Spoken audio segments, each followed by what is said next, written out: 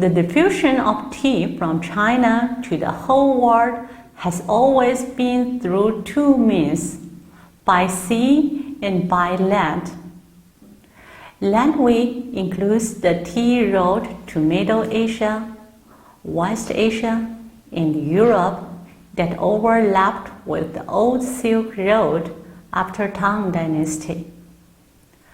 The business roads to South Asian countries with the Tang Tibet Road and the Tea Horse Road as two major trunks. In a tea road to Russia through the Mongolian Plateau exploited during Ming and Qing dynasties. Seaway consisted of three. One set from tea era to Jiangsu, Anhui, Zhejiang, and Fujian to Japan and the Korean Peninsula through Yangzhou and Quanzhou ports in Tang and Song dynasties. Another started from tea era to Jiangxi, Zhejiang, and Fujian to America through Nippon, Quanzhou, and Guangzhou ports, and across the Pacific Ocean. The last one went from Nanyang to America and through India to Europe. During Song, Yuan, and early Ming dynasties, China strictly banned tea, which prevented its popularization. On the third year of Yongle in Ming dynasty, Zheng He went to the west with huge store of famed tea from various places as gifts. This opened the export of tea leaves in Ming dynasty. In early Qing dynasty, since the output of tea leaves increased, the ban was basically cancelled and the government permitted civilians to carry on tea business. Before Seaway was started, tea groups made up of Shanxi merchants traveled by land. They traveled to Wuyi Mountain to collect tea leaves. Across Fenshui Pass, outside Jiujiang, past Shanxi, and Yuga, today's Ulaanbaatar, and north to Kiata, means business city in Chinese, once a major business port in China for Sino-Russia business. Covering a distance of nearly 6,000 kilometers and then past Siberia to Europe. This is the international business road that inputs Chinese tea to Russia or even the entire Europe, called the Tea Road. When tea leaves were exported to Russia by land, they were not so likely to get damaged and went bad as by sea. So, leaves arriving in Russia were better in quality than those transported by sea. The leaves to Russia were mostly in the form of tea bricks. Very soon, the Russians accepted and loved Chinese tea. As a contemporary writer said, tea has become a requisite in Sino-Russian business because they have got used to drinking Chinese tea and it was hard to give it up. In 1729, China and Russia signed Kiata Frontier Agreement, formally settled Kiata as the place where merchants of the two countries could do business, making it an important collecting and distributing place of tea, and tea business prospered with speed. At the end of the 18th century, the tea road witnessed its peak, effectively promoting the business of other goods along the road and pushing the economic communication between China and Europe. On this road, vehicle groups, horse groups, and mule groups knew no end.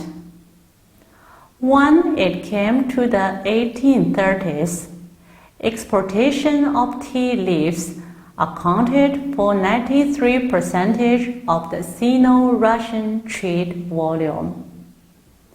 The popularization of tea in Britain didn't differ much from that of other countries.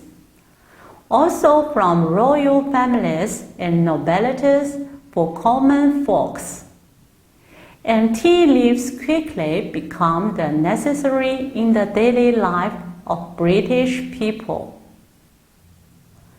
Britain started importing tea leaves from China by sea since 1637, when British merchant ships arrived at Humen, Guangzhou, and took 112 pounds of tea leaves.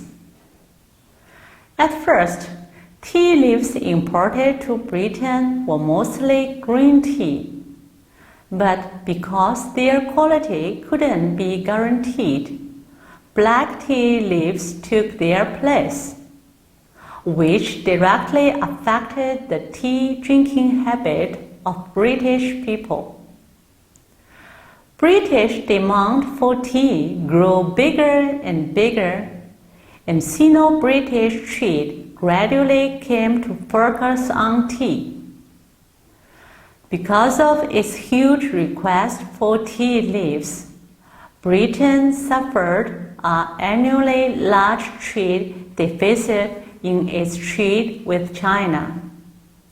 At the end of the 18th century, Britain spent 40,000 liang silver to import tea leaves from China through East India Company every year.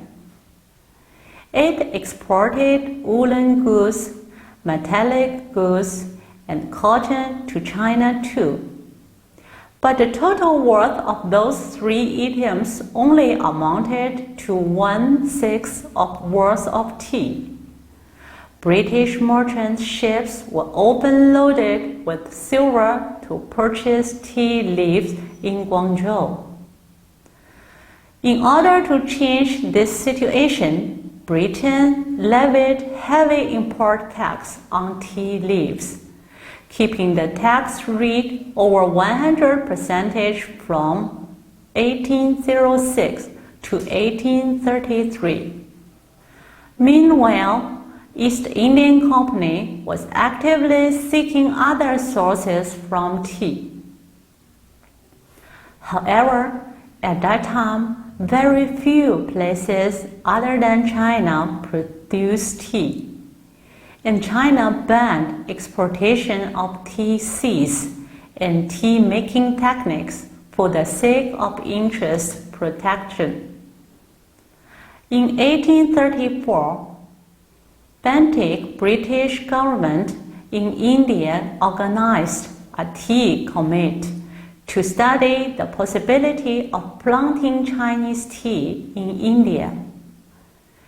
Due to the fact that Qing government forbade foreigners from entering China, Gongdan, the committee secretary, came to China in disguise and managed to buy large amounts of tea seeds in Wuyi Mountain, which was secretly shipped to Calcutta in 1835 and were cultivated to 42,000 tea tree saplings, scattered in Assam, Kumam, etc.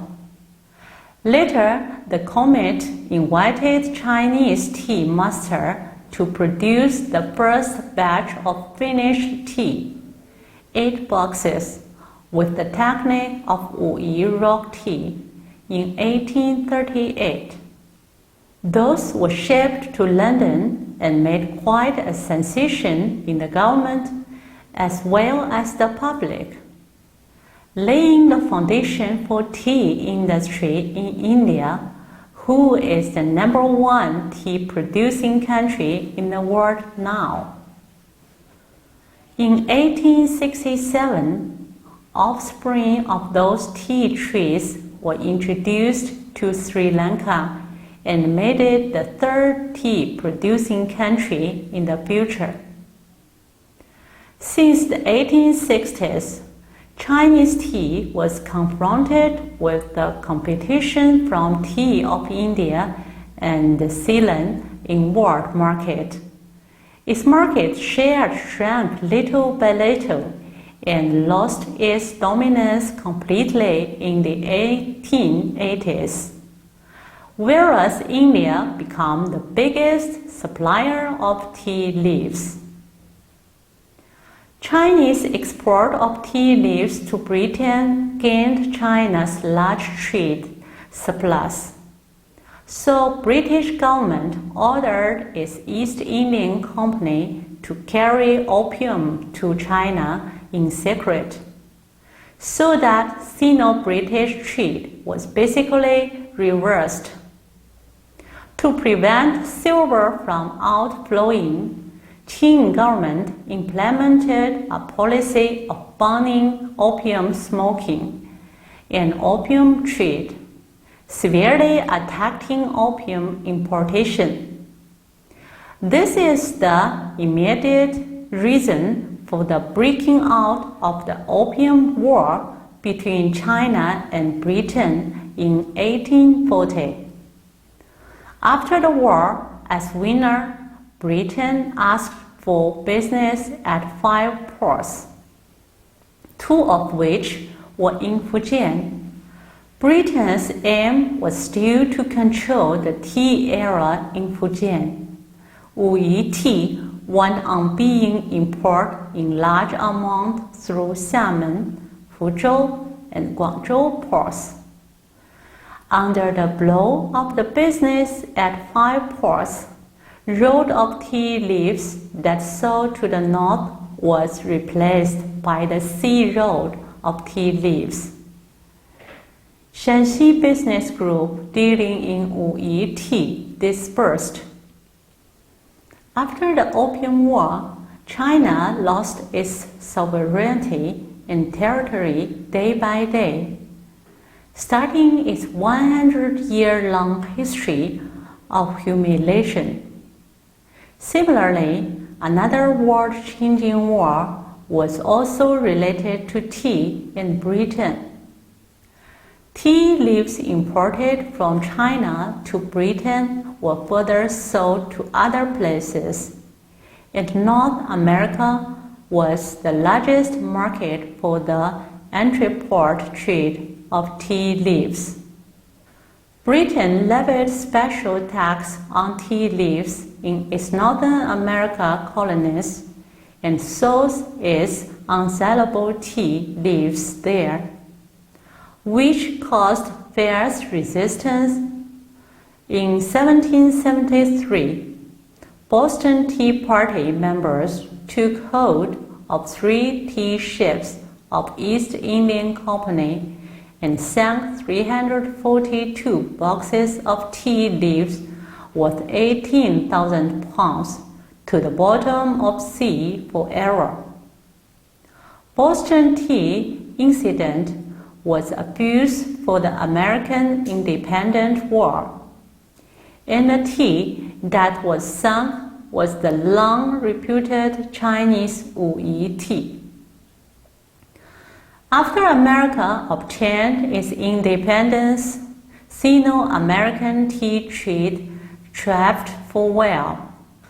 Americans exchanged ginseng, seal, skin, and sandalwood for tea leaves in Guangzhou and took the leaves back to America for sale. A number of people became millionaires. in this way. In coastal area of America, many people dream of getting rich through tea trade in China. As long as they got a sailboat that could contain 5 people, they planned to sail to Guangzhou to import tea. The Opium War and Independent War of North America were all related with tea. The tiny leaves calmly and quietly changed the power structure of the world. Nevertheless, while the Opium War led to the accumulated poverty and weakness of a 1,000-year-old country, the latter signified the rising up of modern power. What is implied in this is well worth the consideration of everyone. Well, let's watch a video song about ancient tea horse road to finish this section.